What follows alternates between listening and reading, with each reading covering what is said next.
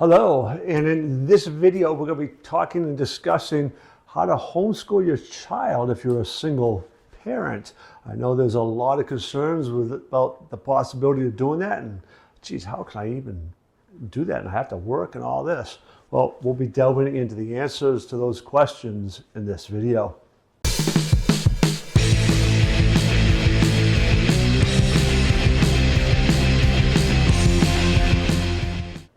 So there's 5 things that you really want to get covered in this video, really want to make sure you get. And that's first and foremost the mindset. How is that going to factor in to, as a single parent, right? It's your mindset that's really going to help you solve some of these problems. Secondly, we got to really kind of think about flexibility, right? The more flexible you are, and you know what? The law of requisite variety. This is a law that says the person, principle, idea that is most flexible will achieve the greatest results. So we'll talk about that, right? We need to kind of, hopefully you get something out of that. Another thing I want you to be able to take home from this video is what resources and tools are available to you. And fourth, if you can teach your child to be an independent learner, how can you do that? But think about how that can help you as a single parent, right? If they can learn independently. And of course, I want you to be able to take this. How would financial planning factor into this and your own self-care? How's that going to help you out? So I want to cover all those things in this video so you can take those home with you. One of the great challenges with being a single parent really is the time, right? The feelings of overwhelm. You have so many responsibilities. How on earth are you going to be able to homeschool and provide financially, right? Thinking about all that stuff. So the stress levels actually naturally kind of increase when you're trying to balance this out. It's a very difficult, demanding job being a parent, let alone being a single parent. So managing that mindset, learning those techniques to master those emotions, that's all about training your own mindset. And we'll talk a little bit more about that in a minute too, when I talk a little bit more about self-care, right? But the ability to kind of say, I'm going to keep persistent, I'm going to find a way, right? There's no such thing as failure, there's only results. All those beliefs that if any of you listen to just about any self-help type, they all say the same things, right? So learning how to actually train that into your mind is going to be a huge advantage, not only for you, but your children and whoever else it is you are teaching in this homeschool. So let's talk a little bit first about scheduling, right? And the beauty of the homeschooling is the flexibility in the homeschool schedule, right? So that flexibility, then you got to look at your flexibility in terms of working and providing for it. Now, a lot more jobs now where you can work from home, but there are many of you who would probably still love to homeschool, but you can't really work from home. For example, a woman who cleaned houses for a living. She did that on her own. She didn't work for somebody, right? But there was some flexibility there when she talked with her clients, like, when do you need me to come in? This is when I have available. Does this work for you?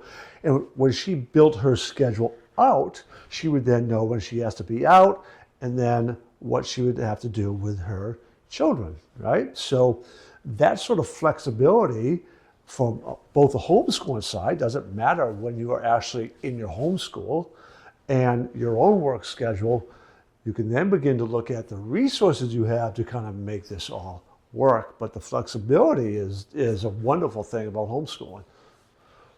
What are some of these resources that you have available to you? Well, one of them is other homeschool families. You really want to be reaching out and finding them. Trying to form a co-op is incredibly valuable and beneficial because, like, we'll take this woman who's cleaning houses, right? If you can combine this with other people and work together, you can then share the load. You know that this day you're home in the morning, but not in the afternoon. You aren't working on this day. You can then cooperate with each other and get all the hours filled and covered. There are other things like community resources available. And by that, I mean things like, yes, there are programs during the day that you can go take your kid to, for the YMCA, and they have swim lessons, right? What have you, for an hour. Oh, great. Maybe that will help you do some of the things that you need to do for that hour. There's other community programs similar to that. Retirement. People who are retired and want to volunteer and help out through your local church organization or other civic organizations. You reach out to some of these people and say, I could really use some help. This is what I'm trying to do. You'd be amazed at the number of people, particularly retired people, who would love to volunteer, even retired teachers. Maybe you might have to offer them something a little bit, show your gratitude, but oftentimes they are, when they know your circumstances, are willing to help out volunteering or even a very nominal cost. So those are probably three of the most valuable resources of all is your community members. So seek them out, find them, and that's wonderful for this, right? I mean, you can find all kinds of things on the internet. So do those sort of searches, and you can make this happen. Now, one of the great, it's really a learning tool, right? But the earlier you can teach your child self-learning, the better. Because when they are self-learning, when they have the directions written down and they can read the directions and try to solve it, maybe even watch an instructional video, although oftentimes I really think learning to read and follow written directions is incredibly valuable. But in either case, whatever the case is, and then go about doing the work. If you are got a job that you can work from home, you could be working, doing your stuff while your child's doing some real independent learning. And there is lots and lots of lessons they can learn to do independently. You do not need to constantly be teaching and giving direct instruction. Sometimes that direct instruction can be 5 minutes where you show a simple math thing. It can be maybe a brief little history lesson, little story you want to share and tell. That's it. And then let them go and read about it and write about it. The earlier and younger you can do that, as they get older and older, and you can actually leave them at home, right, while you go off and do things, that opens up all kinds of flexibility for you, builds a lot of trust factor in there, relationship improves with you and your kids. So the earlier you can develop those skills, that accountability, that trustworthiness, and all those things, the better for all of you. So, of course, the financial aspect of all this is really important, right? You've got to kind of figure things out. If you have a laptop job and you can work from home and you do your stuff at home and you can set up that independent learning and all of that, that opens up a whole new world. And the financial aspects might not be that big a deal, right? But if you have to try to restructure your working outside the home hours, right? You really want to plan that out. Well, can I cut back on my hours? Can I maybe work in the evening? How would that look like? Do I have to then pay somebody to come in? Do I have to pay a retired person to come in? What about grandma or grandpa? How much can they help? All these kind of resources and the cost to them, you need to plan out. You need to figure that out, right? Inevitably, single parents have there's financial challenges there, right? So it's important to kind of sit back and look at that. And with those challenges also comes stress and all the emotional aspects that so many single parents struggle with. And once again, I'll loop back to the beginning there when I talk about mindset. This is where your mindset is going to come in, and your ability to manage those emotions and to take care of yourself so you can attend to the needs of your children and even potentially find maybe different kind of work opportunities that better match with your homeschooling goals and desires. But it's something that you need to think through, work through, and your mindset's going to play into all that financial planning and self-care. Now let's talk about Lisa for a minute, because Lisa was in that situation where she's going to homeschool. She's trying to figure out all the, how this is going to work, planning out all the finances and stuff.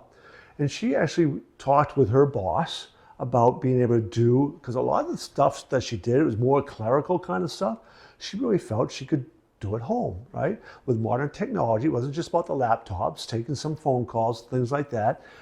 She could do that at home. They could transfer the calls to her phone, and so that's what she did. She planned that out. She thought it. She got that set up. So she began to be able to work at home more often. There were some days that she had to go into the office, all right? That was part of the agreement. But because she knew ahead, that's where the flexibility came in.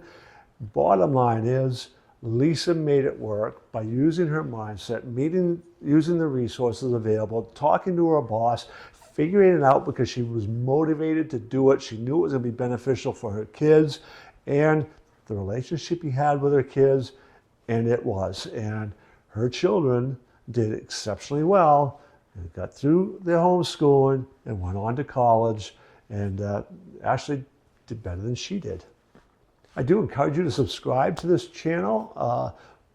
The information I provide, I really do hope that you find some value in it. There's a lot more depth with a lot of these questions. Could be, particularly the mindset area, of course, which is my thing, right? I'd like to really delve into that. But if you did get something out of this, I encourage you to subscribe. But you also might be interested in registering for our free webinar, Enhance Your Students' Performance to Next Level Success in Athletics, Academics, the Arts, and in Life. So register for that, check that out today, and I'll see you in the next video.